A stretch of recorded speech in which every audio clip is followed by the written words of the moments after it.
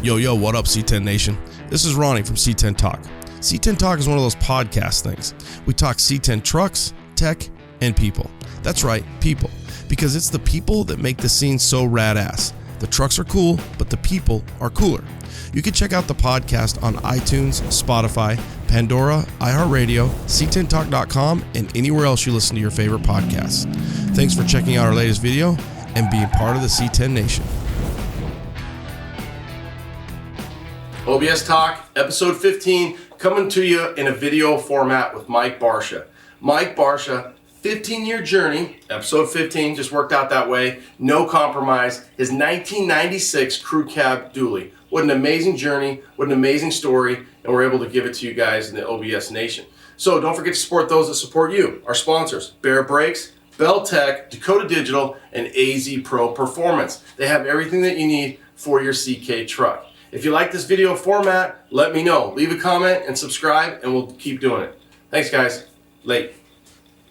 All right, guys. OBS Talk, episode 15, Mike Barcia, and no compromise. So we're pretty jacked about this one. Got to see the truck in person, LST 2020. Yeah, a couple months ago. Thank God we got that in before everything went crazy. Didn't get a chance to meet you, Mike, but I tell you what, man. All the way back to that street trucks and that chassis, this truck, the journey, I can't wait to dive in for OBS Talk. Welcome, and thanks for taking the time to be with us today. Well, hey, thanks so much for the invitation. Super cool, super honored. I listened to the podcast. It's definitely awesome. I diehard OBS guy, and yeah, it was definitely a journey. That's an understatement.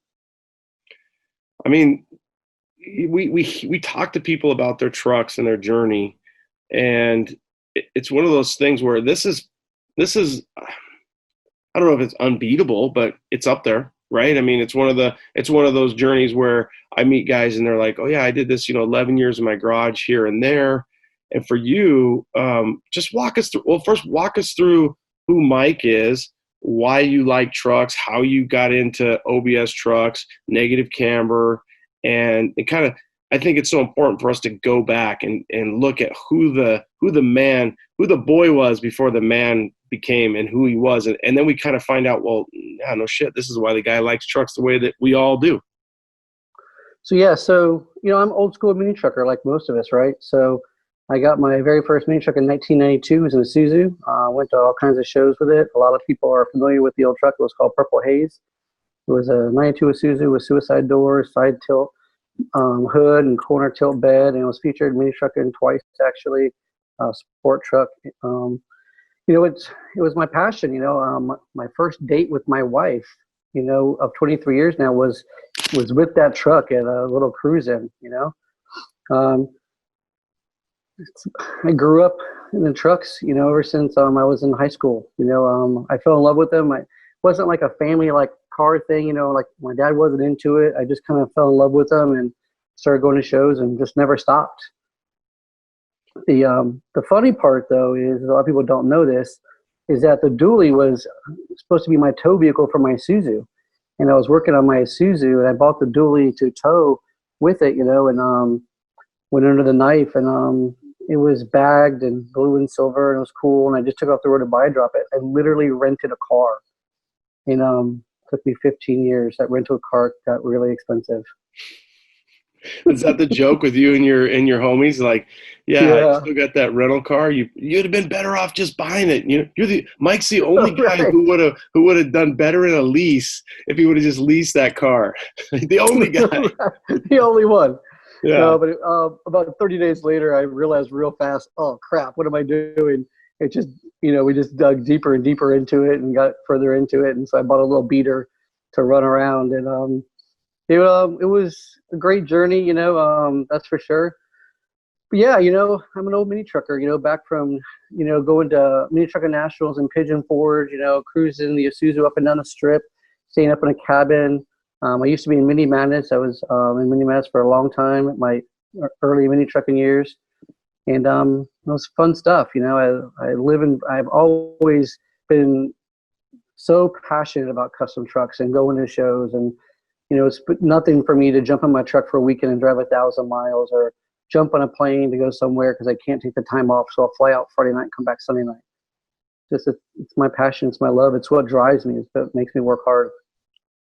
Do you think that when you, like your passion and you look at that, do you think that it's because once you became, whether you had even kind of evolved into a mini trucker yet, you're a young man, you get your Isuzu, and then you meet the guys and you meet the group.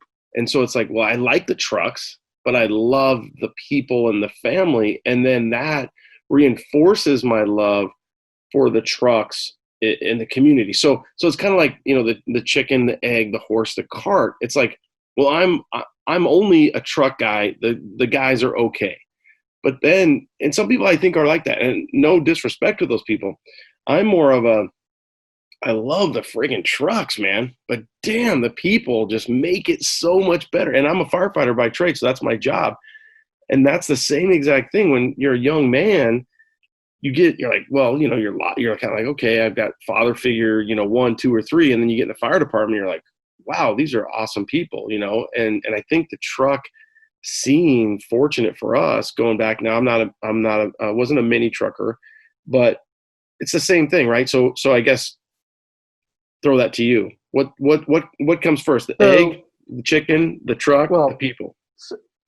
Ask anybody, they'll tell you I've always said it's about the people, 100%, right? So I've always said the trucks bring us all together, and that's how we've all got to know each other. But it's ultimately the people. And trucks come and go. Look, I just sold my 92 Isuzu. I've had it since 1992. What is that, like 28 years I've owned that truck. Well, it's gone. So that was Purple Haze. You sold it? Yeah, just recently. I needed some room in my garage, and with the dually finally getting finished, I think my wife was a little concerned I'll start working on it. And I just decided, I want a different project. Probably go with a square body C10 or a 65-ish C10 next, but that'll be a driver, just something I can jump in and take the local cruise in, and right. Yeah, just like the dually. A driver. That's what you should already give it the name and the plate, like secure it and be like, this was the driver, whatever, right? It's so crazy. Yeah, the joke became with the dually, even had to buy a tow vehicle for the tow vehicle, Oh, that is pretty. Yeah, that is. Don't buy a rental car tow truck this time. Yeah, no, bad idea. That's for sure. So when you think about it, when you think about the people, and then you went from, like Mini Madness, and for the audience, you're out in Florida. Where out in Florida are you? Mm-hmm. So basically Tampa. I'm outskirts of Tampa. Okay. You got a great scene out there, right? Man, it's awesome. There's some great shows and great people, and Slam Fest being one of the biggest shows in Florida for trucks by far. Like I had mentioned before, I used to be in Mini Madness back in the day. I was one of the guys that really got behind it in the very beginning. At show number 1, and it's a fantastic show. If you haven't been, it's really great. It's big. It's great people, great venue. It's an awesome time for sure. Do you think that from your perspective in a Floridian and Arizona, so Arizona is like the stepbrother to California, or maybe California is becoming the step sister to, I guess, us, however you want to look at it. Sorry, Cali. But I feel like mini trucking is way more popular in Florida and in that southeast. I feel like mini trucking is way more. I feel like the birth is Cali, but right now I just feel like mini trucking in, that southeast part of the country is second to none.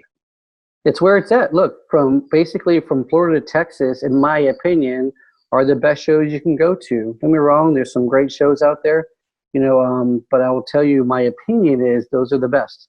Yeah. I don't know that they can get better. One of the reasons I love LST so much is because it's right there in the center of the country. So that way, everybody can go. It's 1,000 miles for just about anybody, and it makes it more attainable to get a bigger crowd, and the quality is impeccable, obviously. It's the little rainbow of love, dude. It's like, if you think about Texas and where it's at, you're like, they can pull from everywhere, from West Coast, East Coast, the South. I met some guys from Illinois, and really everywhere, the whole part of the country. It's just they can come down into LST. if the weather participates with us, but Texas is a great place to hold a show. And we're lucky, and we're lucky we got it in this year. And speaking of LST, I mean, pretty much best of, you won the big dog, and you had quite the display. I don't know that I'm ready to jump into that, but what the hell, let's just jump into it, and then we'll get more into the truck. But why did you guys set up such a big display for the truck in the perspective of getting to it? It was very hard to get to it, to see it. Was that on purpose, or would you change anything? No, definitely not on purpose. The problem is the truck is so damn big that the display ends up being big. I've actually already made it smaller twice, trying to bring it in tighter towards the engine bay and tighter towards the rear of the truck so you can see into the bed better and see into the engine bay better. It's tough. You think I even place it kind of like on one side more than the other of the display. So again, it's tighter on the one side, again, trying to make it to where you can see it. But it's just because it's awkward, being it's a dually, depending on where you place it, the dually fenders can literally be into the rails of the display. So it just doesn't really fit well in that respect. Yeah. Okay. So going back to you're in Florida. Now, what do you do by day? So I work for a company called Dow Electronics. We're an electronics distributor. I do 12 volt. So I sell 12 volt products to retail stores. I've been in car audio since 92. I was an installer at a local car stereo shop. I was right out of high school, and I decided I wanted to install car stereos for a living. And luckily somebody was able to give me a chance, and I had some tools, and I never looked back. That's the only thing I've ever done. But today I sell the products to the retail stores. I represent 57 brands, stuff like Rockford, Sony, Alpine, things like that. Wow. So did you graduate in 90, 91? Graduated in 93.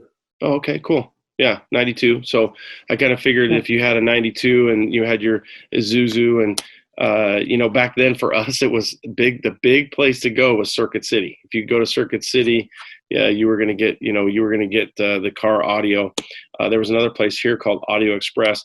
I remember took some Rockford, spent all my money. And I think what was happening is Clyde was installing it at Audio Express, and his friend Charlie was able to kind of meet up with Clyde, and then they would exchange addresses. And within 2 weeks, you would have all your stuff stolen, because I didn't have my system very long, and it was gone. And I was so jacked about having that system. That's the only thing I can think. I'm like, dude, there's no way, anybody else. And I mean, to say that I was like bumping hard, in my not the best neighborhood, you think in college, you're living in an apartment, and I think it's like 94. And I'm like, dude, I'm so, I can't remember, like a punch 10, and it was just like, I spent my money, shit was gone within 2 weeks. And I was like, screw this. I'm never getting a nice system again. I'm like, dude, I was so jacked to even have a 10, you know what I mean? And it was like, it's gone. It's gone. So cool. So you work in stereo now, kind of cool. You made a career out of it. And then, I guess tell us just the beginning of No Compromise and how it started and how it snowballed and just the journey, because I think that's got to be, to me, to do the pod, that's the most important thing for me. The most important thing for me is to capture the human part. We see the truck, we fall in love with the truck. Of course, it's a thing of beauty, it's material that we're just like, oh my God. But the journey, the story, and that's really what it's all about. And some of the decisions that you've made, the chassis, amazing. I've heard people say it's almost a travesty to cover that freaking chassis, and everything that you did and the color. So yeah, take us back. So, the truck was originally bought just as a tow vehicle for my Isuzu. I had an enclosed trailer, and I had an extra cab dually that was lowered. But I no matter what I did, it was still an extra cab dually, and I always wanted a crew cab. I always felt like that was where it was at, And I wanted to bag it and lay it out. But back then, there were 16-inch wheels were like a big thing. That was really all you had. If you had KMC 16s, that was like, ooh, that's cool. So we bagged it, and it was black, and shaved a couple things on it. And then I painted it blue and silver, and I was like, oh man, it's cool. Then I decided, a buddy of mine, Robbie Taylor, and I said, let's body drop it. We can do it in a couple weeks, not a big deal. And well, we took it off the road. I rented a car, and next thing I know was like, well, there's these semi wheels, that I wonder if we can put these wheels on it. We were literally trying to put these wheels on it way before anybody had ever body dropped a truck with big wheels, and we realized real quickly why. Back then they didn't make any parts. We didn't know what we were getting ourselves into, and so one thing led to another, and it literally just snowballed. And we literally was in a rental car, and I got rid of it and bought like a little beater van, put a bunch of stereo in it, used it as a shop vehicle, demo had 810s in it. But the dually just literally snowballed. It started out with just the big wheels, and then it was like, well, let's change the front end, let's do some sheet metal work to it, let's do something different. Obviously, by the time all this stuff came out, most of it had already unfortunately been done. But the thing that was different about my truck is I tried to make things look natural, if that makes any sense. Like a lot of people don't realize, especially like in that front end, what it took to get that to look like it does. I will say, I was probably through the body drop, getting the big wheels to fit, shorten the rear end, did a bunch of work to it, 4-length the back. And then I kind of made the decision that, let's chrome some parts. And then I really made a decision that I was going the wrong direction. I at that point in time, I realized I was building another Isuzu. I was building another full show truck. And if I was going to do that, I needed to do it right. So at that point in time, I kind of pulled the plug from me trying to do the stuff that, sheet metal on the bed. It was just all basic. Sheet metal firewall. It was just all basic, At that point in time, I got with Jimmy from Jimmy's Rod and Custom, and went in a totally different direction. And he has a skill level that I could never do. But he built me sheet metal wise and fabrication wise the truck that I dreamed of, and even with that, it kept getting deeper. And he will tell you it's my fault, 100%. It's not like, oh, Mike, we should do this. It's more like, Jimmy, we can do this. Let's do that, And we started out with just a chassis, and then once the chassis was all finished sheet metal wise, he sheet metaled the bed and bead rolled it. And, back then, at this point in time, nobody really bead rolled anything. Sure. So I took the truck home at that point in time, and I had the front end on it, but it was done differently than it is now. What year did you switch over? Sorry to interrupt. What year did you say, okay, I'm done here. Oh, wow. And now I'm going to take the 96. I turned in the rental car. I've been messing around with it for a year, and now I'm going to take it. So about what year did that timestamp that one? Probably 2008, probably, if I was to assume. Now, did you buy the truck original? Did you buy it in 96 or? No. So I bought it from a guy who we actually traded trucks. He didn't really need a crew cab, but he wanted a lower dually, and mine was already lowered, but I wanted a crew cab. Your extra cab. Correct. I'm sorry. Mm-hmm. And, no. So you traded your extra cab. My extra cab for his crew cab. You wanted a crew cab anyways. Okay, cool. Yep. What year was your extra cab? It was a 90. So it was an older truck. It didn't have the Vortec motor. Kind of a pig toe into the gas mileage was really, really bad on it. So I wanted the newer motor, and the biggest thing was it was a 4-door long bed. Yeah. I just felt like no matter what I did, the extra cab was still going to be an extra cab. But so in 08, you trade this guy. Yep. And then No, I got the truck in 2001. Oh, okay. Yeah. And 08 is when you took it to Jimmy. I see. Okay. Correct. So 01. Yep. So yeah, you had it for, shit. So you had it for a while. 7 years. I drove it for a few years. I drove it I bagged the truck probably within 90 days of owning it. Bagged it, laid it out, took it to Show Fest, and back in Greenville days, took it to Mini Trucking Nationals. It was kind of like the end of Mini Trucking Nationals, and had some fun with it. Didn't plan on it being a show truck. It was supposed to be my tow vehicle for my Isuzu, and then we painted it blue and silver, and then when we took it off the road, and probably call it probably 2006, probably took it off the road. So probably had it on the road for 5 years or so. And at that point in time is when, I started working on it, and then eventually decided to, let's go full blown. Took it to Jimmy. He did the chassis, then did the bed. And then the front end was never supposed to be all that sheet metal work in the engine bay or the hood or the bottom of it, all that. And truck was actually all painted. It was all red. The bed was done, everything. And took it back to Jimmy's because he had a lift, and then we could put the cab on the lift and put it in the chassis. We put it on there, and for the first time, it was like all together and big wheels and laid out and all painted. And it's like, oh my gosh, I'm done, And then I got this bright idea to get these cool hood hinges, which I don't know if you've ever heard the story about these hood hinges. And let's do it. I thought I could just bolt on some cool looking like Camaro style billet hood hinges, and we could just like mount, like maybe fabricate something on the firewall to mount them or whatever. And so right now you had all your new metal inside, your sheet metal, your inner, but you still hadn't switched it over to the NBS front end, or you had? The front end was done, but it was just done differently. The bumper was the same as it is. Actually, it was an 04. Actually, it was the 04 hood. It wasn't the HD style 06 hood. Mm-hmm. And had actually a sheet metal at the bottom of it, but it wasn't like Jimmy's style sheet metal work. But it was all painted. It was all together. And I got this brilliant idea of these hinges, and they were just, I would say today was the best thing that ever happened. Back then, I would say it was the worst decision I ever made. But so Jimmy's like, I don't know. I think that's a bad idea. You already got these other hinges are chrome. They look great. I'm like, oh man, but look how cool these new Camaro hinges are. I just saw them at SEMA. Oh my God, we got to have those, So next thing I know, I had ordered some hinges from Billet Specialties that are for a Bel Air.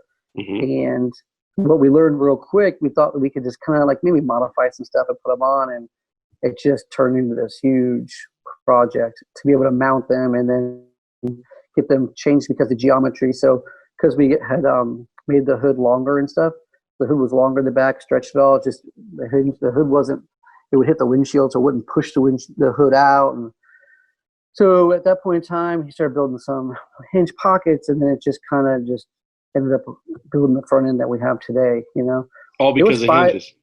All because of hinges. And it was 5 years to build firewall forward on that truck. A lot of people don't have no earthly idea how much effort, that Jimmy had put to get all that to work. And we probably went through six sets of fenders, and I wouldn't like it. I'd be like, no, it doesn't look right. It doesn't look proportionate. Or I didn't like the 06 hoods, they like curve over on the sides, And if you pay attention on my truck, the hood doesn't curve over. And so I'm like, well, let's cut the sides of the hood off. Let's put the factory fenders back on, but then modify the front. I think that when the hood is open, the engine will be able to look better. Well, then when we cut the sides of the hood off, the body line was too close to the hood. Jimmy and I are looking at it, and Jimmy goes, well, I can just build a new body line. So we cut the entire body line out on the hood and move the body line in on each side. And then it was like, well, we did that. And then it was like, well, let's make these hinges work. And then when we went through 4 different people, but unfortunately that one guy lost access to a CNC machine. We had 3D printed them to make sure that the geometry would be right. And then he couldn't cut them, and he had the software, but we couldn't get it. So then another guy in Texas, like, oh, I could do it. Just pay me $1,000. So I'll run away. So I sent him the money like an idiot and all the CAD work. And the thing I got back looked like it was made in shop class or something with a piece of wood or something. It was awful. I was like, oh my gosh. Luckily for me, my good buddy Bobby McCurdy out in Arizona, you might even know Bobby.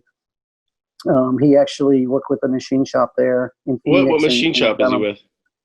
So he actually does write CAD, but he worked with a machine shop there. Yeah. So if you're familiar with Fessler, they're kind of like the guys that kind of like originated those whole hood hinges. Yeah. So the guys from Fessler, the main engineer that worked there, and opened up a machine shop, dialed in, pushing with the Geon hood, and was able to cut them in. We lost you a little bit there. I don't know if it's like a year and a half. We're losing you a little bit on the interweb there. It's struggling. But so I got you at Fessler, and then the main guy that designs there, and then that's kind of where it started to break up. Can you hear me now? Yep. Okay.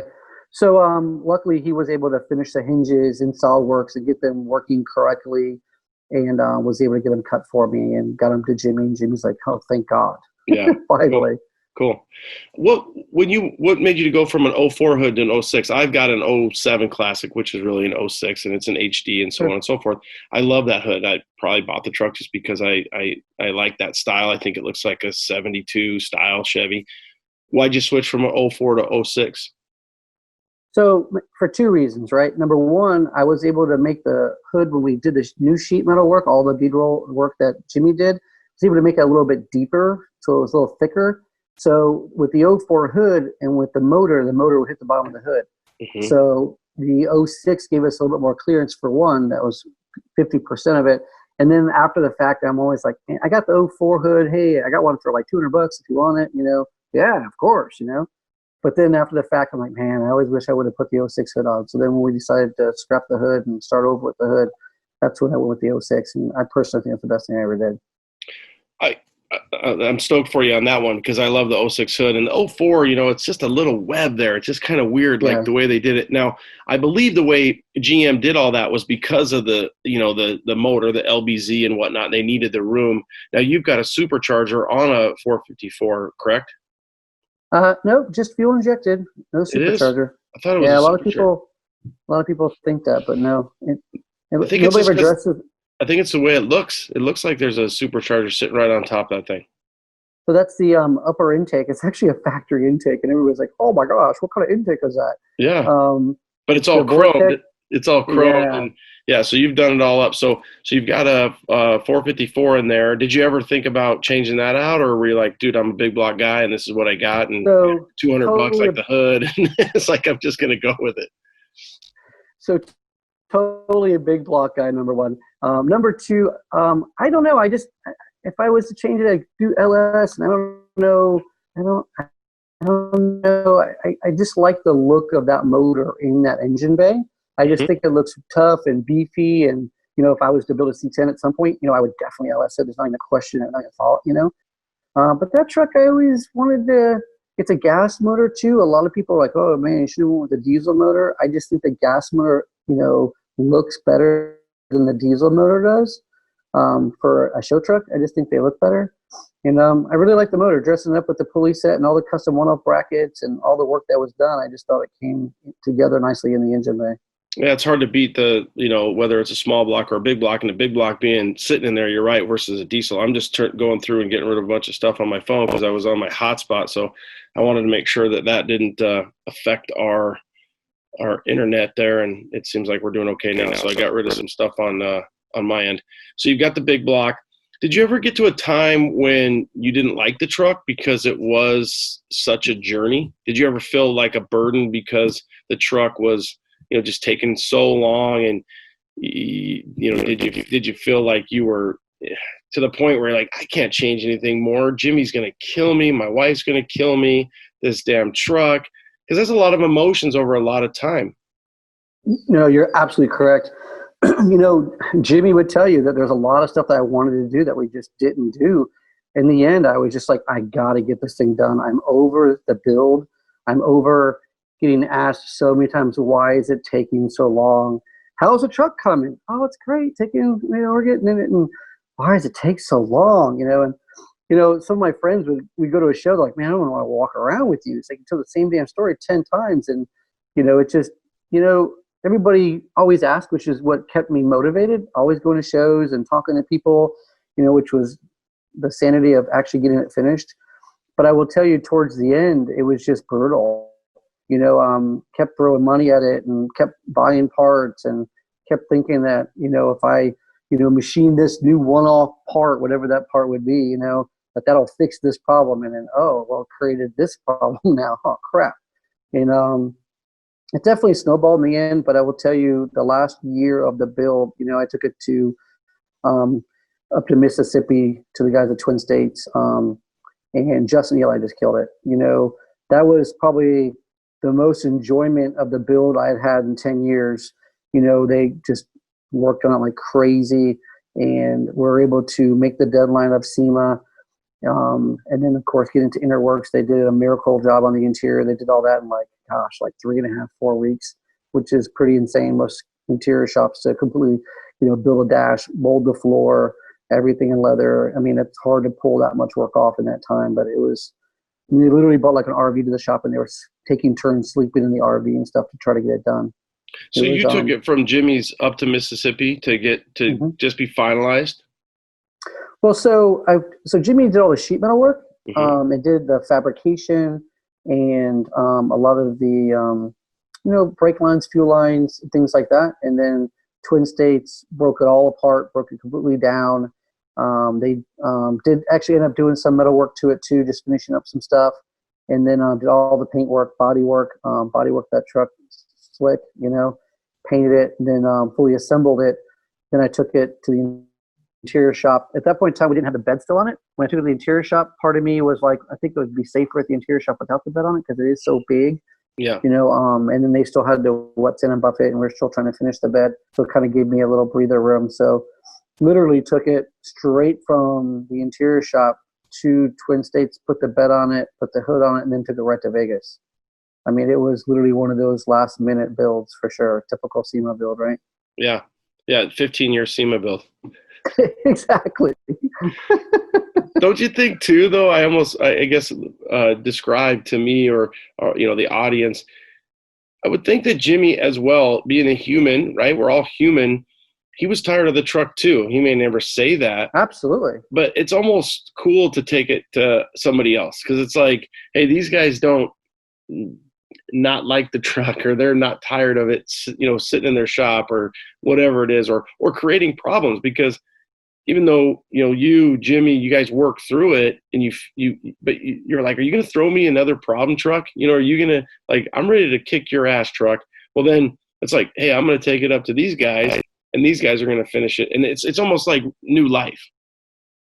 So there's two parts of it, right? Majority of it was my fault with Jimmy. Sorry, my phone looks like it's getting a little low. Yeah, do you need to plug it in real quick? I do have a plug. Hang on 10 seconds. Yeah, plug it in. That's fine. I'd rather you plug in than disappear. Somebody text me too, so I'm trying to clear off everything, make sure we got nothing competing with us. You're gone, but I think you'll be back. Just your screen. I still got you on you. Okay, you're good. Just trying to get audio. Oh, wow, that's really good right there, actually. That audio on my end was mucho bueno. Can you hear me? No, he can't hear me. He's trying to plug in his headset here. That was actually pretty good on his phone. I'll just plug it back in. Since I have 18%, so. Okay. I see. You were actually really good without the headset. If you needed to charge, it was really good audio. I couldn't hear you though. I was trying to put it on speakerphone and it wasn't wanting to pop up. Yeah, because man, you were really good. It was picking you up good. So, we might be in. You need one of those little. What is that thing I have? One of these things where you have to plug it in and then it charges and then it has the audio at the same. Oh yeah.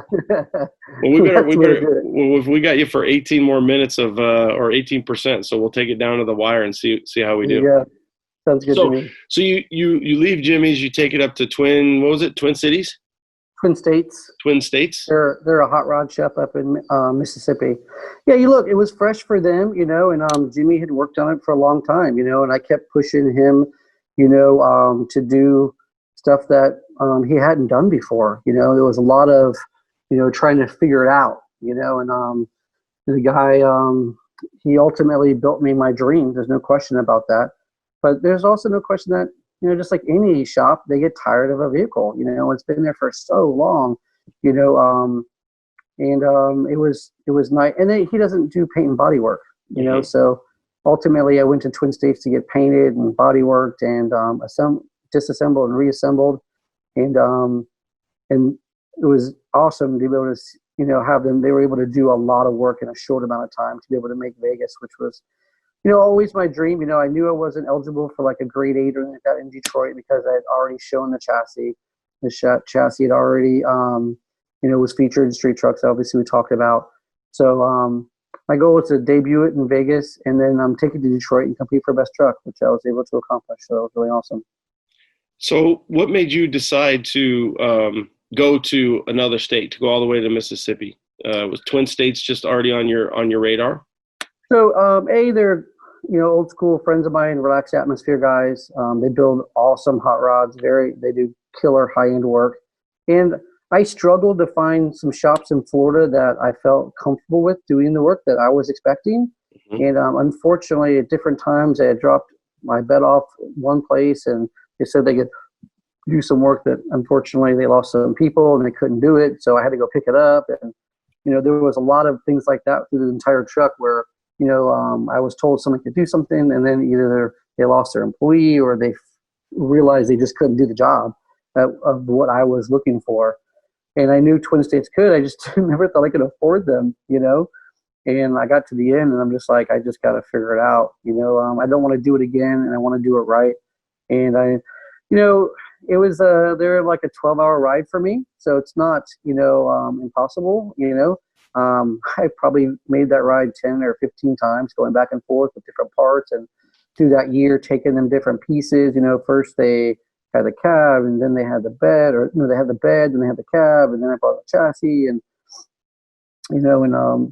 multiple times back and forth with different parts and stuff. But they were able to get it done, and they did an awesome job. It took everybody though, where Jimmy has his talent and his creativity, and then where Justin Eli could perfect the body work and do it and paint it and slick it out, and then the interior shop Interworks in Sarasota, Florida was able to do a killer interior. So it was took a combination of a lot of people, that's for sure.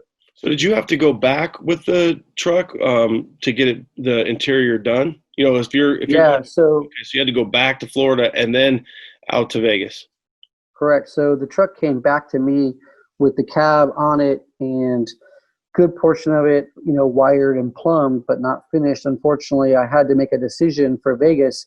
Do I take the truck running and driving and black out the windows, or do I take it not running and an interior in it? And I made the decision I'd rather have the interior in it, and it just doesn't run. It's just unfortunate, but I didn't want to. Personally, I'd rather see an interior in a truck than it run and drive. Yeah, at SEMA, right anymore, and I don't mean this negative, but I would think that 20 to 30% of the stuff that's at SEMA probably doesn't run and drive. If it does, not all that well. Well, it's, and you're exactly right. There are so many. We've all heard the stories, and that's what part makes a SEMA vehicle, right? And after the fact, you go back and you fix it, you finish it. And in my case, I literally came home from Vegas. I shouldn't say that. I literally went from Vegas back to Mississippi, dropped the truck back off, and they went back at it. They pulled the interior back apart, and they finished plumbing it, wiring it, and they made it run. And they finished the truck 100%. And I went and picked it up, 2 weeks before Detroit. Got it back home. Had to polish it. My good buddy Gerald Ash flew in from California for a couple of weeks and just helped me jam on it. And there's a lot of little things I had to finish on it. So for Detroit to be eligible, you have to drive the truck. It has to run, drive, has to turn right, has to turn left, has to stop on its own power. They check blinkers, headlights, taillights, all these things to be eligible for an award. And my goal was to go there and pass their inspection. And I was able to get this stupid little sticker on my headlight that meant everything to me. And I was able to pull it off with the help of a lot of people, that's for sure. Well, two things. One, you said you went home and you went to Mississippi, which at this point was home because you had spent half the time in Mississippi. Right. The other thing that, kind of made me think about it is like, the amount of work that they've done and that sticker and what that sticker symbolizes when you think about all the different people that have touched your truck. And if it's that sticker that's your dream or your goal, that's what it was. So whether it's SEMA, whether it's LST, whether it's Detroit, hey, I'm getting this sticker. And, Jimmy, everybody, it's like that sticker, it's almost like you want to stick that sticker somewhere and keep that thing forever. Cause it's like, that means more to me than, what that does mean in this journey of 15 plus years to get this truck to where I needed it to be. No, you're exactly right. I definitely had and still have a bucket list for the truck. I've been blessed to be able to so far hit a bunch of those bucket list awards per se, and being able to take it to shows like LST and taking it to Vegas, and I took it to Detroit Autorama and Houston Autorama, and a bunch of great big shows I really enjoyed that I'd really went to for many, many years. You know, went to SEMA. This was my 17th year straight going, you know, and all those years always going and going, yeah, I'm going to take my truck here someday. And to be able to finally accomplish that, I don't know if you had watched my debut. We did a whole video and everything. And man, I was almost in tears. You know, everybody was kind of clowning me because I talked so long, but I had a lot of people to thank. You know, it was, as we said, 15-year journey, right? There was a lot of people that helped along the way to keep a smile on my face and keep me pushing and keep working hard on it, and to be able to actually get that truck finished. What you know, you have knocked out some hardware.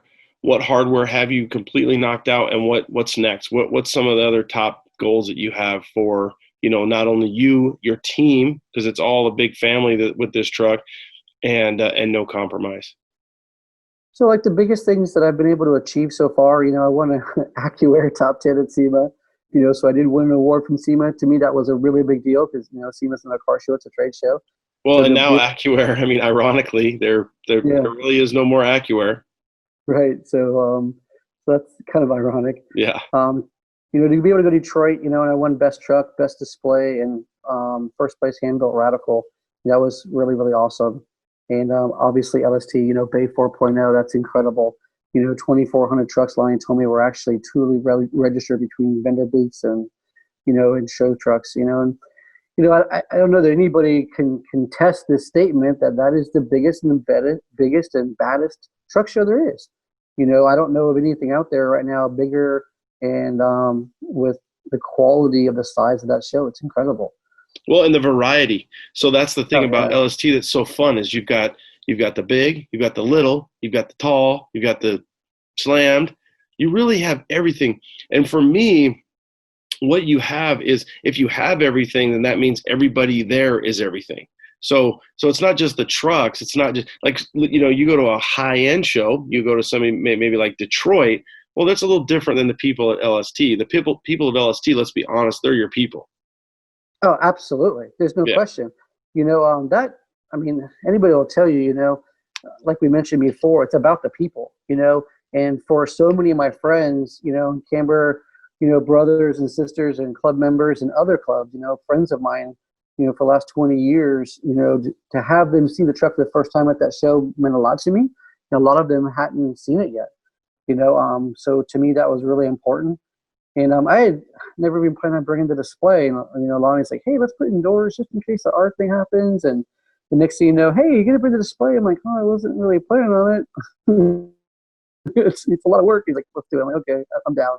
But it was worth it. That's for sure. Because, you know, so many people see it and hopefully appreciate it as much as I do. That's for sure. Yeah, unfortunately for LST, one thing we need to do is make sure people understand that there is that whole area. I did talk to some people that I think the Pure Metals truck and your truck were, what's his face was in there too, the Red C10. Dang it, I interviewed him. I think he's out of Texas, but beautiful, beautiful Red C10. And, you know, there was a white crew cab parked right next to me. Yeah, the Tri-5? California? Yes. Yeah. No. The Tri-5 was, I thought that was outside. This was the one with the Duramax with the twin turbos on it. Oh my gosh. Incredible truck. I thought it was the one in Vibro's booth inside. Yeah. That's Pure. The Pure Metal Works. That's their.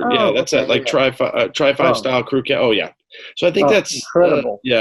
That truck is amazing. So that whole little venue you had inside there, I don't know that everybody realized, which LST is big, and you gotta move and shake because you got the South 40, you got the upper half, you know. So we need to make sure people are seeing that stuff.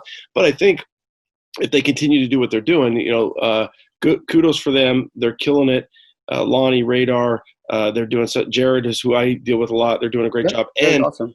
The thing about it is it's a 10-year, and we need to just continue to educate people in the sense that, hey, you know, there's other facets of the show. Make sure you're getting everywhere, and you got 2 days. You know, really, if you think about it, you got Friday afternoon, you got all day Saturday, and you got a little bit on Sunday, but you gotta shake and bake, and you gotta get after it. And there's really some killer stuff. So you took home best of, and that's got to be probably one of the highest accolades that you probably have ever gotten, or at least I would assume. Absolutely. For me, it is. There's no question about that. You know, and the whole Bay thing is awesome. You know, Pasquale started a long time ago. and I think it's killer. I'm honored to have been chosen, because there were some killer trucks. The quality was awesome. There's no question about that. And Ronnie and Radar do such a great job with that show. Yeah, they really do. So you've taken to a few other shows after, and you've cleaned up, right? You've won. You continue to win. It's got it's funny. There's probably some deep scars there, over 15 years, some good stuff. But one of the things I always say is what you get when you don't get what you thought you wanted was experience. You've got a shit ton of experience, and you think that, now that's not my quote. I quote that from somebody else. Somebody else owns that quote. I just use it a lot. And one of the things that I was thinking about when you were talking was the guy, you're like, hey, I don't know if I could take it to Twin States, if I can afford it, if I can do all this. But you go to, AMC or Acme, hoodhinges.com, and the guy, you kick the guy $1,000 and he's coming back with, some sewing scissor thing. And you're like, what the hell is this? Like, are you kidding me? So I think with you, and we're the same age, as you get to where you're like, my time and my headache becomes such a value in the whole thing. And you get a little support from your friends and your family. That's another thing that I really want to make sure I mention. You've said, and just so you know, you've said this like 18 times in this interview, we. And that means a lot to me because you're saying we. And that could be, well, Mom, Johnny jumped off the bridge, so I jumped off the bridge. We jumped off the bridge. We got into some shit. We got into trouble. And when you were 20, you and we were doing, other stuff. But to hear you say that when you say we built the truck, we decided to do this to the chassis, that's pretty humbling because even though you might not be saying, hey, I'm the guy cashing the checks, I'm the guy paying for this, but you're taking a whole team. And you're saying we, and that's cool to hear in such a long build and such a radical build and everything that kind of goes into it. So good for you. Well, I'll tell you, again, I couldn't do it without the support of so many people. But don't get me wrong, I put my hours in on that truck. There's no question about that. And anybody that truly knows me knows how much work that I put into that thing to be able to get it done. And but again, it wouldn't be what it is if it wasn't for so many people. There's no question about that. Cool. Yeah, every time you win an award, I mean, it's almost like there's that little sticker, the whole group of people. So you've continued to have success. One of the biggest questions I have for you, you had it red, the chassis was red. And for the audience, just to make sure, how ironic, but we were talking about the cover. His chassis was on the cover, and it was on the cover of March 2012. I was trying to find the issue. I've got every issue pretty much that existed in 2012. I just can't find the March one. So I was showing him, I was like, listen, I've got all these issues. I can't find the March 2012. I remember it distinctly sitting on the cover there. What a cool thing. You won awards. The chassis is amazing. Where did you go with paint? Meaning you had it red. Did you agonize over the color? Did you think about it? Did it come easy to you? Was that a team decision? Definitely a team. So it was always going to be red. Even when we put it together and I looked at the biggest thing is that when I put it all together, when it was all red, the chassis kind of disappeared, and the chassis is kind of known for that truck is known for that chassis, and I felt like when it was all red, it was cool, it was great, it was awesome, but it kind of disappeared a little bit. So Justin and Eli were like, hey, I think we should think about a color change. And I'll be honest, they'll tell you, I was kind of like set back a little bit. Man, I don't know.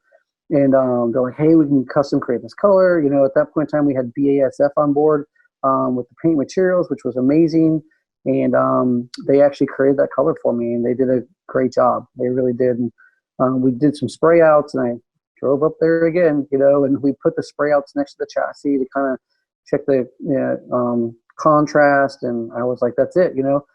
My biggest fear taking so long to build this truck was that when it's actually truly done, that it's going to be outdated. And I heard that from so many people. Oh man, by the time you took that thing out, it's not gonna be up to date. I'm like, I think that everything I was doing, at least I felt like, was still up to date. Now some people might say chrome isn't cool anymore and black's cool. I think it's timeless in my opinion. And with that truck, I think it works. But it was always a challenge, and I think by changing the color of the truck, which is obviously turned into SEMA gray, was a hot color at the time when we debuted the truck, but it gave me that contrast to have the chassis stand out whether it be lifted up in the air when I show it on display, or whether you look inside the bed and you see the contrast. I think it really did what I was hoping to achieve. Did you ever think about adding anything to one solid color, being a mini trucker? Did you ever struggle with a graphic, a design, a pinstripe, anything specific or more? Or did you not want to, retract from the chassis of the truck? So, at one point in time, it was going to be two-tone. The very first rendering of that truck, it was two-tone gray and red, actually, of all things. And I was like, well, I don't know if I want to do I think I want to do a solid color, but then I'm going to build some billet moldings, which I'm still actually thinking about doing. So like where the standard, CK moldings are down the sides of the doors, I've thought about getting them machined out of aluminum and then chromium. And then where it would normally be like C3500, I would put like no compromise, But I'm just kind of afraid, I think that the truck's turned out really awesome and just so clean. And the original renderings, I had pinstripe on the hood and on the tailgate, and I'm just afraid that it'll take away from the truck, not necessarily add to it. It's funny to hear you say like that whether you're supporters or friends or, whoever, the guys from the peanut gallery were saying, oh, it's going to be outdated. But then we kind of have an OBS resurrection. One of the things that I was saying is there's an article that'll come out in the magazine, and the OBS Builders Guide that's coming out here. I should be out in within a month. But it's like a boomerang, right? The OBS truck is a truck that we all lived through, and now we're going to get to live through again. And it's going to come out of the shadow, and that's going to be the C10 shadow, and that's a big ass shadow. I mean, that's the biggest shadow in trucks. There's nobody Sure. Nobody. I would love to debate it, but there's nobody that can touch that shadow right now. Even the CKs, they can't. I mean, the shadow is still kicking ass. Now you've got some 3 to 4 generations of trucks that, you're competing against when you look at, from 60 all the way to 87, 88, when you think about C10s, if you will. So that's a really cool thing, because it's like, well, they're kind of, you're coming out at the right time. They're coming out. It's a rebirth. It's a boomerang. And it's like what you did complete the total, the package. If there is a small, it's out of date, win for you, for no compromise, for the team, OBS movement, baby. It's back. I mean, it's it big. Was definitely the right time. In some ways, I've actually looked back and go, man, I'm kind of glad I didn't bring it out 5 years before, and did do all the work to the front end, because I don't think it was as cool then as what OBSs are now. Here we are 5, 6, 7 years and really later. It might have felt outdated. I really think I really do think it would have, right? We'll never know, and that's a good thing. But to come out and really this craziness, and I think SEMA and LST they're such a great litmus test for all this, because we see the trucks, we see the OBS stuff, and you're just like blown away. And for you to do what you did, and some people may never know the true story that it took this long, or to even say took this long is kind of negative. The journey, let's just say the journey of no compromise. And I don't think it's over, right? It's not over. You still got probably some ideas and some plans and some thoughts. There's all kinds of like little things that I still want to do to the truck. I'm trying to get it back to the interior shop to finish up some little things with it. And nothing wrong with it, but I just want to make it cooler, just to do little things. That's always been my problem with the entire build, is the little things that I get ideas with is like, it's never really been done. So it's always having to fabricate something, to machine something, and test someone's skills in one way or the other. And so like recently, just for LST, I had a guy machine me new seat recliner handles. Something just as silly as a seat recliner handle, but he machined them to match my interior door handles. And I've never seen anybody machine them like that before, and I think they came out killer. There was a lot of effort, a lot of time and design time working back and forth with myself and the machinist. I had multiple machinists who couldn't even do it. They were like, I'm not even interested in doing that. So there's a lot of little things on that truck that if you know the truck and you pay attention enough, you're like, holy crap, I didn't notice this last time, or whatever it may be. And that was kind of like my goal always with that truck, is that if you saw it once, like, okay, cool, I saw it, cool. You come back the second time, like, man, I didn't notice that last time. Did you just add that or just change that? And that was always kind of my goal, and still is. I still have a lot of little things I want to do to it. What's the number one, comment that you get? It looks better in person than it does in pictures. And to me personally, that's like the biggest compliment someone can make to me. When That's you look probably the back, biggest thing. what's the lowest point of the build? Like when you're like, I'm stuck. I don't know what to do. This thing's pissing me off. Was it when was at Jimmy's when it was it 5 years ago? What was the hood hinges were the worst, but they were the lowest and then the best? So the hood hinges were such a debacle. Multiple machine shops couldn't figure them out. And he kept throwing money at it and not getting it done. And then Jimmy couldn't really work on the truck without hood hinges because he couldn't build the hood around it if he can't get the hood hinges to work. And so it was probably the worst part. It was really, really frustrating. It was, I'm not going to say I wanted to give up, but man, it was tough to keep pushing through it, and somebody tells you something and you believe that they say they can do something and then they just can't, but they will certainly take your money, They like their money. Or Yeah. let me get a deposit before I tell you if I can do it or not. And then I'll Right. do it, and then it won't meet your expectations, and it'll probably suck. But yeah, again, going back to what you get when you don't get what you thought you wanted. I mean, you've definitely had an amazing journey with the truck, and it's And cool. And there's no doubt that people didn't try. I don't have any ill will towards anyone. It is what it is. It's just some of the things in that truck were very difficult. But we figured it out, and again, it was a team. A lot of people to be able to get it done, and a lot of support from my friends to help push me to, hey, don't want to get you down, and my wife and my daughters especially. I wouldn't say they're in love with it, but they've always supported me to allow me to work on it and spend all those hours in the garage and all that time away. Whether it be driving across the country somewhere to some show or getting a part or moving the, at one point in time I took the bed to Texas to get painted. And go back to pick it up. Always that support, and that's major. Yeah, that's kind of a whole experience within itself to know that you have your tight-knit team, your family behind you in in the process and throughout. So what would you say is your plan then? Let's just say, is it something where you're going to take it out, to shows, you're going to take it out with the family, you're going to drive the shit out of it, you're going to keep it as clean and pristine, and it's going to be a trailer queen? What would you say is your 5, let's just say your 1 year goal with the truck at this point? The 1 year goal definitely is I still have some shows as a bucket list, Battle and Bama being one of them. Craig's a good friend of mine, love him to death. His show is freaking amazing. If you've never been, you're missing out. Definitely taking it there. I'm also going to go to Scraping the Coast, another show that I've been to for 15 years. You at 10% now? Yeah. Yeah, it just clicked up. All right, guys, we got him for a little bit longer. We got him down to 10%. As his thing just flashed up, so we'll it'll be good. Yeah, but definitely some more shows with it.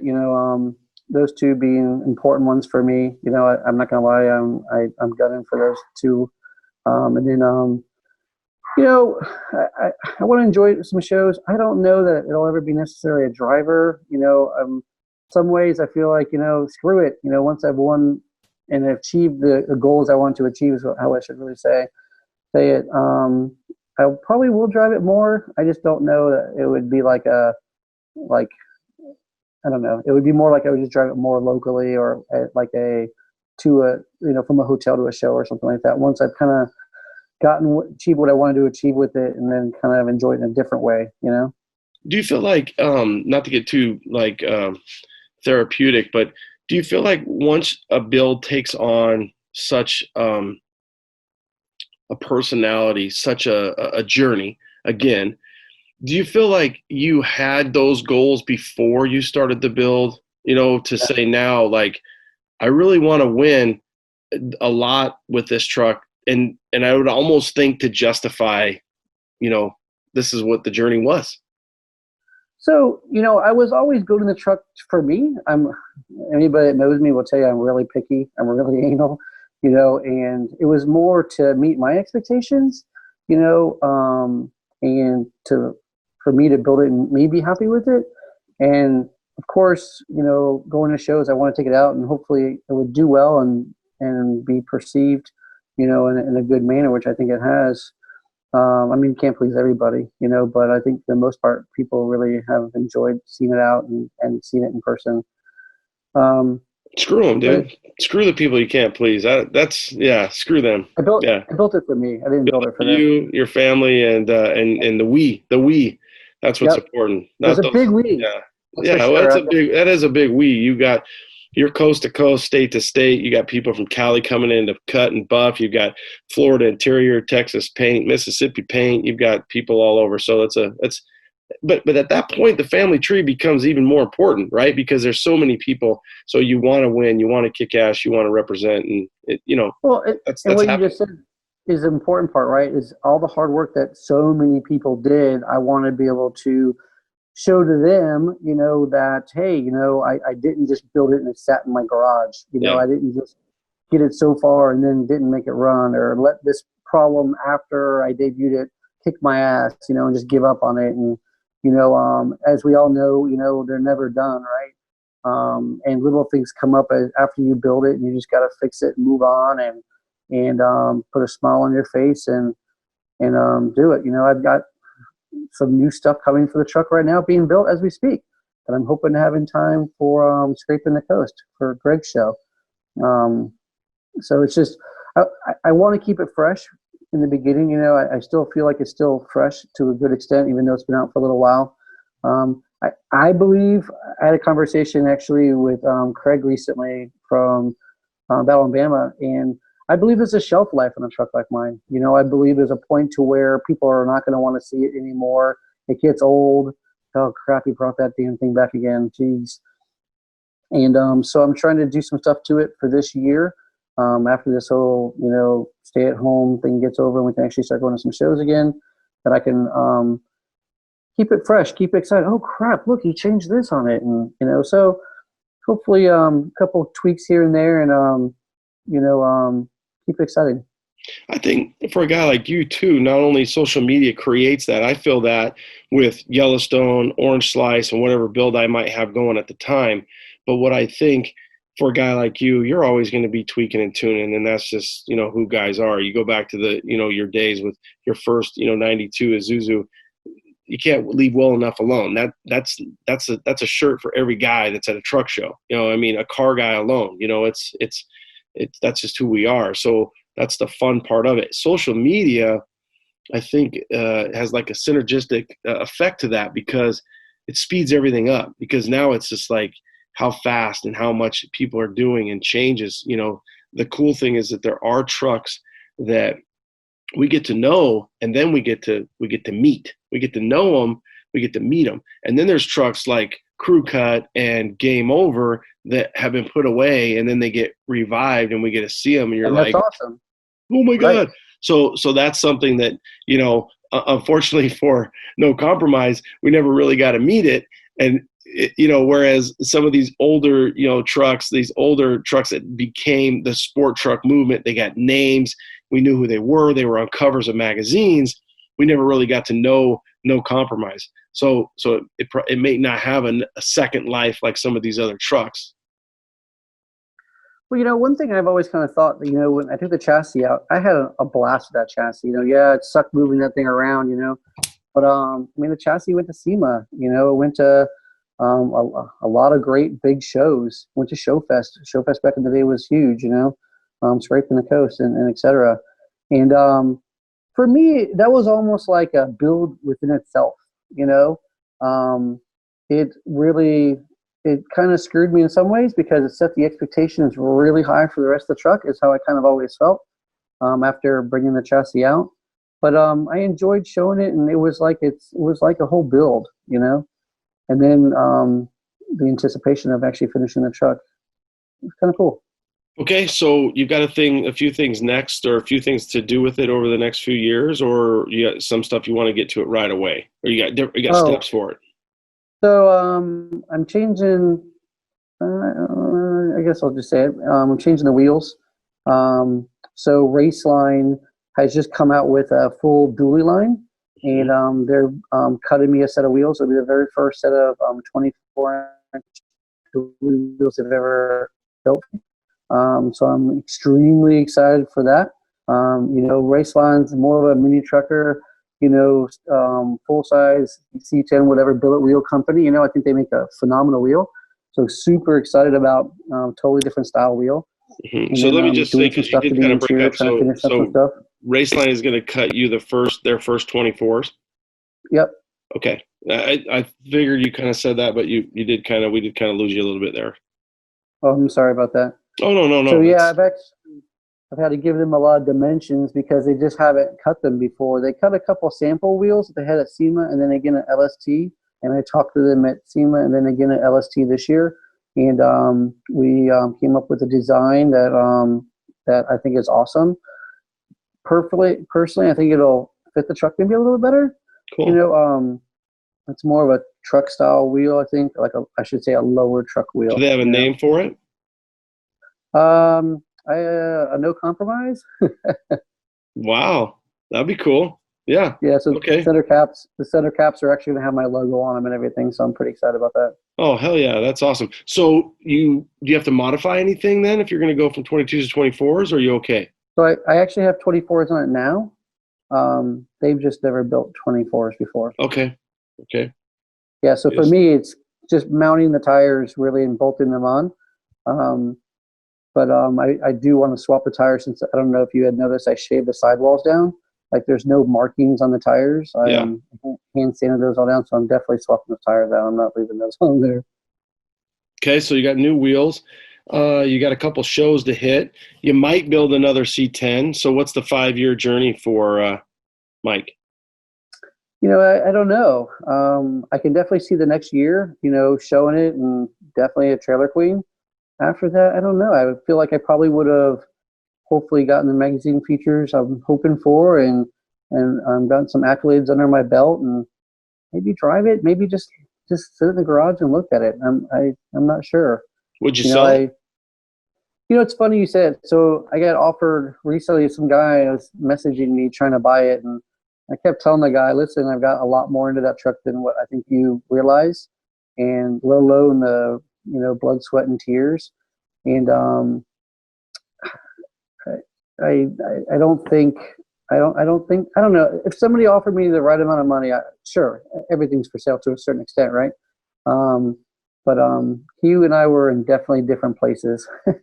Well, I think, obviously a journey like that, there's going to be more money than probably most are going to realize or you could probably ever get. But I just wonder if the number was right, the struggle would probably be I didn't get to hit all the shows that I wanted to because I wanted to not only show it to everybody. I feel like you're that type of guy. I want to show it off to everybody, everybody that helped me build this, the family from No Compromise. And I want to win. I want to kick some butt. And then if you let me do that, then at that point, check. I mean, that's what I did with Yellowstone. People are like, you can't sell Yellowstone. It was like the general lead of the Dukes. I'm like, well, that's super, super cool. But my mind is already on to the next thing. And so and my wallet says you can't do that, right? Your wallet says your mind needs to quit fucking around. I mean, you can't do that, and your wife does too. So it's a little bit of both. You know what I mean? Where it's like, okay, listen, I got 20 builds in here, and I don't have that ability, whether it's shop space, cash flow, whatever it might be. So I will tell you this: somebody offered me a lot of money for my chassis in Vegas at SEMA, and that I would never have ever gotten again. And I knew that, and I declined because I felt like the truck wasn't done. It definitely wasn't about the money. It was about completing the journey, for me. Cool. And also, like when this other guy hit me up, it was kind of like before LST, I want to say. Yeah, definitely before that. And again, there's certain things that, listen, I've been to every, when you go to so many shows, so many years, and all you can picture is where is your truck going to get parked when I finally bring it here? I want to have it over there. That'd be cool. Money doesn't buy that. It just doesn't. You're going to finish your truck. At least for me, that's what it was. And when I do hit this other stuff and I get some accolades, if somebody offered me enough money, sure, I probably would at that point in time. Once I finished everything I wanted to accomplish with it, it'd be different. because then I could just get a really nice C10. Yeah, you could get really nice. You get a few C10s. So, Right. because I don't want to lose you before your phone dies out. What have you been approached about some photo stuff, some print stuff? Yeah, so a magazine called Wheel Hub actually shot it for a full feature. If you're not familiar with it, it's an awesome magazine. It is. The print is unbelievable. It'll get a between 15 and 20 page feature. I've already seen the pictures. The photos turned out really killer. So that's already happened. We're supposed to be doing street trucks. We've been talking for years, and all these different editors as they've changed, and most recently, Chris Hamilton being the most recent new editor. We've talked quite a few times, and he wants to put on cover, so I'm super stoked and excited about that. That's definitely one of those accolades and bucket list things. And it'd be cool if it got into something overseas. I have talked to a few people over in Japan. They've talked about shooting it. So my problem was that I wasn't letting a lot of guys do it because I felt like in my mind there are little things that haven't been done yet. Mm-hmm. And I wanted to get that finished first. They wanted to shoot it in Vegas while I was at SEMA. There's a studio down the street, and the truck wasn't running. They didn't have a freaking radiator hose. They didn't have, brake lines. I was like, I am not going to let this thing get shot for a magazine without brake lines and fuel lines and a radiator hose. There's just no way, Yeah. I'm going to challenge my audience. As I look through a lot of Street Trucks magazines, just doing research and everything else, there hasn't been an OBS on the cover of Street in a long, long time. So that's total challenge. Somebody out there in OBS Talkville, obsessed Crewville, if you can tell me when the last OBS was on the cover of Street Trucks magazine, because I'm telling you, it's a long time. And if there's one, you find one to throw off the ratio, there's not two for a long, long time. I mean, I'm saying like a 10-year span, because they just were not there. They might be in the book, but they're not on the book. So, and then you brought up Wheel Hub. Wheel Hub, in this day of magazines dying off, I just interviewed a guy by the name of Rob Fortier, who took over or who creates a new magazine called Classic Truck Performance. But Wheel Hub is also another one that's really just it's honestly, I don't know what to compare it to, because it's the top right now. When you think about the magazine itself, the quality, the photos. So good for you to team up with those guys, because that is a very high-end book and a great truck to be in that magazine. Hey, thanks. I really appreciate that. I was very, humbled when they asked me and we were talking about it. And I was, I've seen the magazine. I actually do have a subscription to it. And, it's a quarterly magazine that's like when you do get it and you're like, oh, yes, it's like a book. There's just there's nothing like it, It's amazing. The quality's unbelievable. Yeah, for sure. So you've got a few shows coming up. Now, what overall do you feel like from the perspective of the OBS movement? We've got an OBS talk, the movement is coming back. Does it kind of give you a little tingle? I mean, does that revitalize you a little bit too? You're thinking, dude, these trucks are back and I've got one and I'm the king pimp right now. Well, I don't know about king pimp, but dude, you're the king pimp. I mean, whoever wins the top, best of at LST, and you're cleaning house where you go. So, I mean, right now you're on top of the hill as far as I'm concerned. When you think about the trucks and the momentum and what's going on in our scene, granted we are in COVID crisis, but we're coming out of that. We're going to come out of it strong, and No Compromise is right there with us. So I'll tell you though, I love seeing OBS trucks out. Funny story. Today I went to lunch and there was an OBS in the parking lot at gas station. I went up and started talking to the guy. It was lowered, had some old school wheels on it, freshly painted, and super nice guy. And it was just random the truck was so clean, and it was just so awesome just to see. It wasn't bagged or anything like that, just an OBS truck. It was like a copper color, looked killer, shaved tailgate handle, not radical, but killer driver and incredibly clean. The guy put a whole new dash in it, doors. We did the whole interior back to factory. It was awesome. And it was cool just to meet some random guy. And I started talking like, oh, I have an OBS dual. He's like, oh, that's cool. And then he asked me what color was it. So he had no clue. Yeah. So then he goes, oh, I see you wearing a SEMA shirt. I'm like, yeah. like I've been quite a few times, and he's like, he asked me, he goes, "What color is your dually?" I'm like, "It's gray." He goes, "Oh, is it the gray dually?" Like that. I was just like, "Oh crap." Yeah, that's cool. Yeah, because he had no Yeah, clue. He had no clue. But what's cool, again, going back full circle to the whole thing about the people, it's the truck drew you over. You and him, you got to yeah, talking. And, it's like, I always say there's a joke, like your wife takes you to the Christmas party at her work party. You're like, I don't want to go. I don't want to go. I don't want to go. Do I really have to go? And I'm like, I just want to wear a shirt that says I've got a C10. And then there's like 10 dads and you're all sitting around. And you're like, dude, what's up? And then you get ready to go home in the car and you're like, that was the best party ever. And she's like, totally. it totally sucked. You were talking to those guys. Do you even know those guys? And you're like, dude, it's all about the trucks and the community. And to me, I think you probably even liked it better that the guy was, he's just a regular dude that had a driver. And you're like, dude, this is like simple times. I've got friggin' big gray, no compromise and the stress and nobody will, know the full stress of it over 15 years. But it's cool how it all kind of comes together and it comes full circle back to the people. Yeah, 100%. It's definitely all about the people. That's for sure. At what point did you name the truck No Compromise? So I always kind of knew that I wanted to name it. I just didn't know what. And being a negative camera for so long, and I had a lot of one-off machine parts that had NC logos on it. I wanted to kind of tie the name of the truck into the NC, so that way, if somebody wasn't into the custom truck world and didn't understand what negative camber was, and they saw the name of the truck, being No Compromise. Oh, it's just the initials. Okay, it makes sense. And for me, it was kind of a double. It kind of represented two different things all at the same time. My love for my NC family, and the love for the truck. And it was the truck's called No Compromise. It's not called It's Perfect, because it's definitely not. But for me, I didn't compromise. That's why it took me 15 years. I'm not rich, I'm not one of these guys who throws all this money at something. I threw the money at it, but it took me a very, very long time to do it.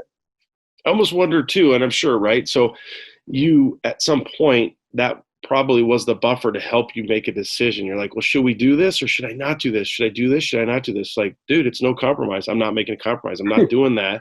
It's like I already know the answer, but I'm letting this kind of cloud me. Screw this. Get this out of here. It's no compromise. NC. Let's do it. You know what I mean? And that's right. More of my friends clowning me about it than anything else. Dude, did you forget the name of your truck? Yeah, you don't be skimping on that. So, well, I'm sure your battery's about ready to die. I think the OBS movement, we're so well represented out there, and just everything that's kind of evolving, it's coming back full circle. You're part of it. The truck's going to kick ass at every show that it goes to. I think I'm going to really try to get out to Craig's show. He gives me a hard time every year. He's like, you got to get out. You got to get out.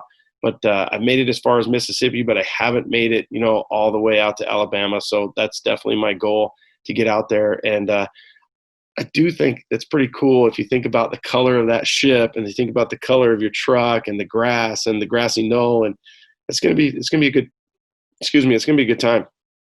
Oh, I'm so excited. It's going to be killer. That's such an awesome show.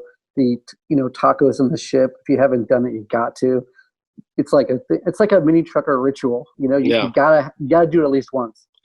What other builders? Do you have a builder or a truck that you really look to?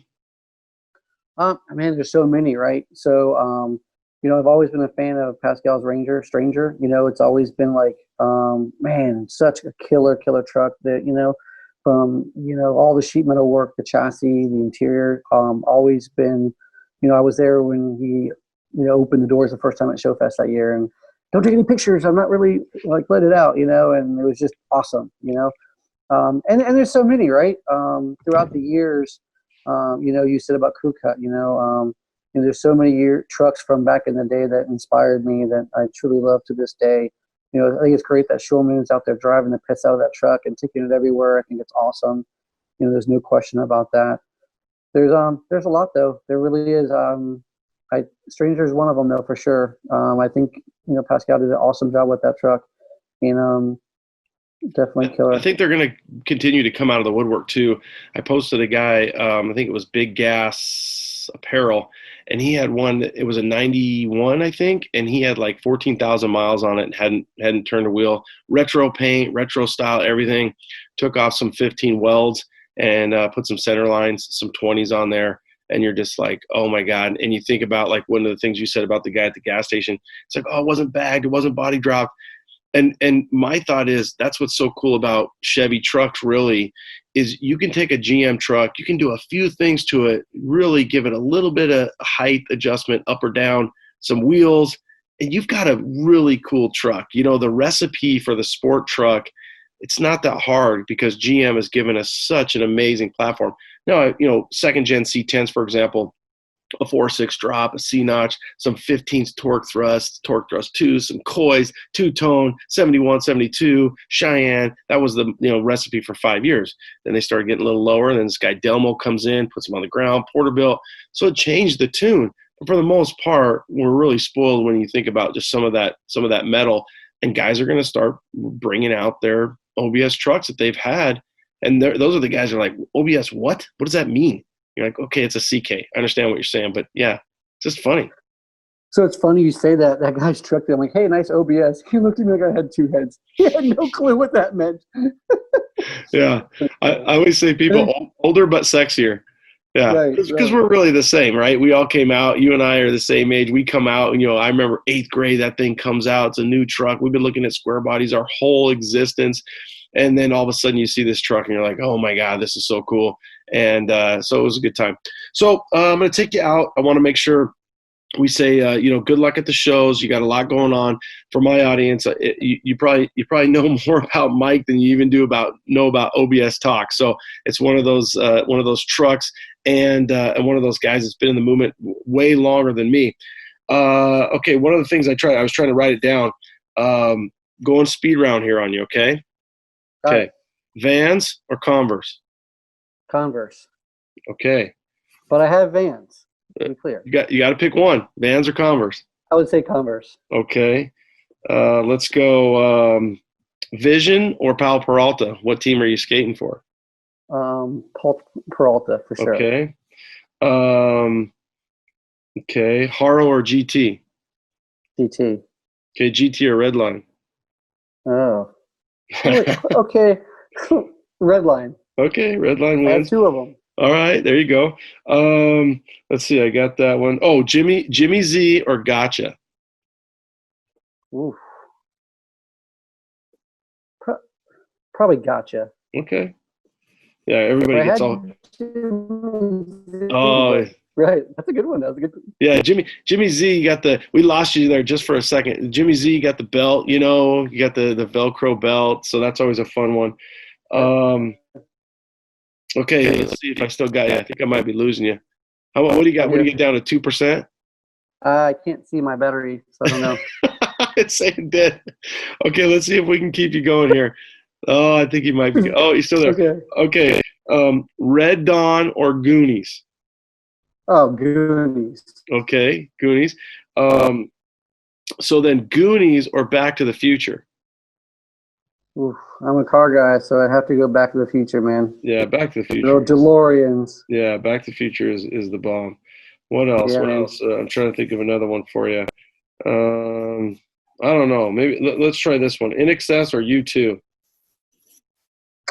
Probably U2. Okay, cool. Yeah, that's just all for the young guys out there. That's all Ron's crazy questions from 1988 to 1992, 95, whatever. Yeah. So are you a square dash guy or are you a 95 and newer guy?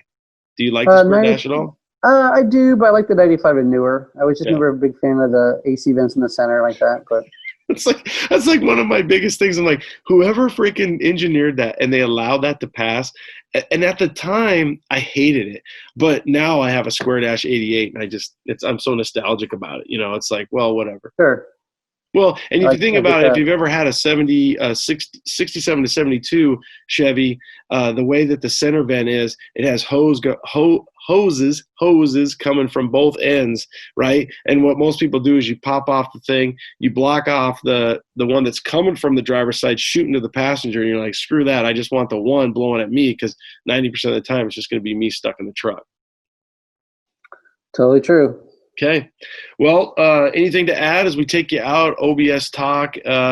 We've had the big dog on. I mean, it's really it's fun to get to know people from on the other side of the country and know that we're all in this truck, thing kind of for the same reasons, Mike.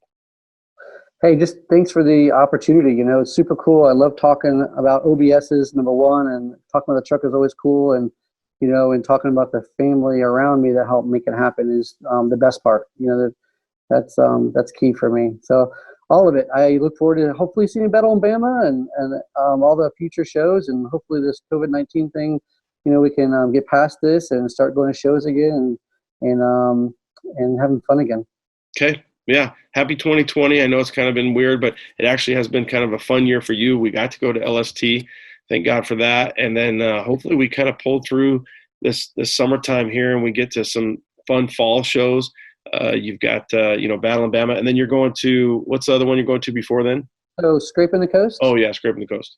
Biloxi, yep. Yeah. So, yeah, you've got some primetime stuff coming out. It would be fun to get you out here to Dino's. He's got his 10-year. So if you get the chance, we might have lost him. So if you get the chance, I think I lost him. So if you get the chance, Dino's, I'll just kind of finish it for the sake of the recording. But Dino's show will be a good one to get him out. So we've lost him. He's out of battery. And I'm going to take you guys out. OBS Talk, episode 15 with Big Mike. And it was a good time to talk to him about No Compromise. You guys check him out. It's NC Mike Barcia, I think. Let me see his Instagram here. Make sure I got it. I know it's definitely MC. Give him a follow out there in the world. And let's see. Yep. So it's NC Mike, and then it's like Garcia with the B, but it's Barcia. So NC Mike, MikeBarcia, and you've got No Compromise on there. 1996 dually, big block 454 with NBS cat eye front clip. All right, guys, thanks for tuning in. I did video this, the whole interview, so hopefully I can kick this thing over to YouTube and you guys can watch it there as well. Stay safe, do what you do. Keep loving the pod, OBS Talk, and rating and review us and giving us the love there. That's a big thing. iTunes enjoys that, or we enjoy that, and iTunes is, helping us out with that. So if this continues to work, or this does work on the recording, this is how I'll continue to do both OBS Talk and C10 Talk. I do have a little announcement on OBS Talk. I'm not quite ready to announce the announcement that I have for you, but I do have a announcement, but I'm not ready yet. So stay tuned on that. Some other guys that I have reached out to, I'm thinking about doing a chassis series. That was really big in the C10 Talk. So some of the different chassis out there for the CK trucks. So bear with me on that. I'm going to do some chassis tech. That'll probably be a 3-parter. So if I can do 2 per episode, that's 6 different chassis companies. And I can get that out to you guys. People do like that tech stuff. So, all right, guys, have a great week. Stay out of trouble. Do what you do. Peace. Late.